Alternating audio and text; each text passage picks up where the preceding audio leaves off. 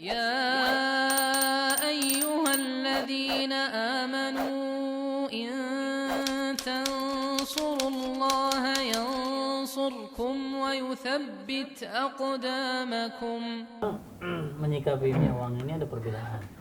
Ada perbedaan di kalangan para ulama. Minyak wangi yang ini kan nggak pakai alkohol nih ya? Enggak, ini minyak. Minyak wangi yang pakai alkohol ada dua sudut pandang yang berbeda. Satu dikatakan dia itu tidak boleh untuk sholat, ya kan? Karena termasuk najis. Najis. Kenapa? Karena dia mengatakan dalilnya apa? Dia menggunakan dalil juga. Katanya dalam Al-Quran itu, wahai orang-orang yang beriman, ya ayyuhalladzina amanu, innamal khamr. Kan khamar, wal maisir, wal ansab, wal azlam rijsun. Maka kata Al-Quran itu dalam surah Al-Maidah 90 itu dikatakan, sesungguhnya wahai orang-orang yang beriman, sesungguhnya khamar, yang kita garis bawahi khamar sekarang. Ya, Khamar itu kan konotasinya, khamar itu apa pada zaman Nabi adalah hasil fermentasi anggur yang disimpan, kemudian dia berubah menjadi satu alkohol. Iya. Perubahan itu. Nah, itu yang disebut dengan alkohol, ya. Alkohol. Itu yang disebut katanya rijis. Dalam ujung ayat itu rijis.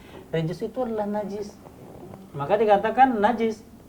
Ulama yang kedua enggak, katanya itu najis pada ayat ini, katanya itu bukan najis secara hissi atau yang disentuh. Kenapa? Iya. Katanya. Yang pertama dikatakan, yang ulama yang kedua yang mengatakan enggak. Yang pertama katanya ayat ini adalah maksudnya kan dikatakan di situ adalah innamal khamru khamar, maisir, judi, ya kan? Judi kan najis. Judi atau memberikan sesembahan kepada berhala, Iya. ataupun kita mengadu nasib dengan anak panah. Iya. Jadi yang najis itu yang dimaksud di sini pertama mengadu nasib dengan anak panah. Anak panahnya dipegang najis? Enggak. Kan enggak? Satu. Kemudian dikatakan bahwasanya di situ ansab adalah memberikan sesembahan. Iya. Ada apel kita sembahkan ke berhala najis. Dipegang apelnya najis? Tidak. Enggak, ya kan? Kemudian dikatakan tadi apa? Innamal khamru wal maisir, berjudi, main gaple misalnya. Iya. Gaple yang dipegang najis? Tidak. Enggak. Yang satu lagi adalah Khamar. khamar. Maka dikatakan para ulama dikatakan ini tidak najis, yang dimaksud ketika disentuh batal. Sama juga kata para ulama yang lain. Dalam Al-Qur'an itu dikatakan ya ayyuhalladzina amanu innamal musyrikuna najas. Ya kan? Dikatakan bahwasanya orang-orang musyrikun itu najis. Pak Slamet, Bang Biring, ya kan? Iya. Pak Abdurrahim, kalau jalan jumpa orang non muslim, salaman, batal apanya? Wudunya kan enggak. Nah, maka dikatakan maksud najis di sini adalah secara makna.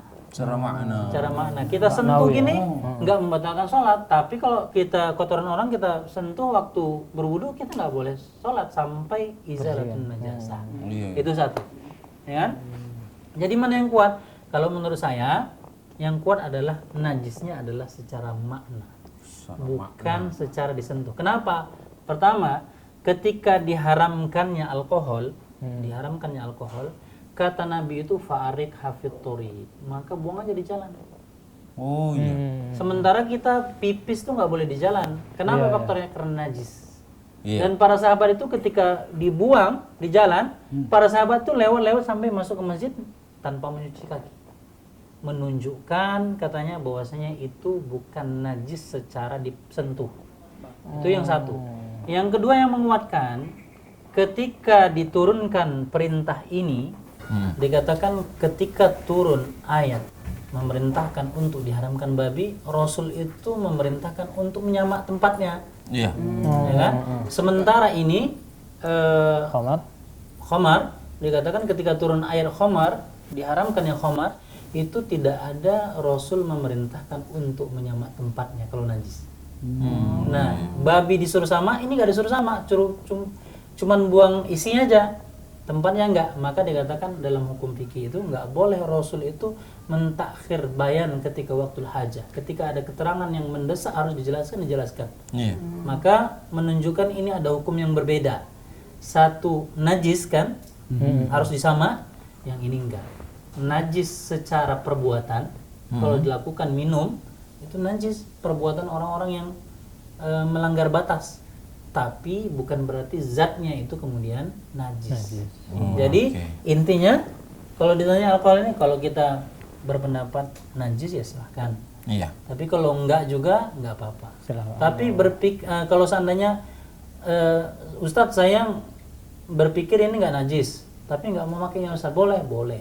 Karena Imam Malik juga gitu ketika ditanya tentang bagaimana mensucikan kencing anak bayi yang belum 2 tahun, dipercikan.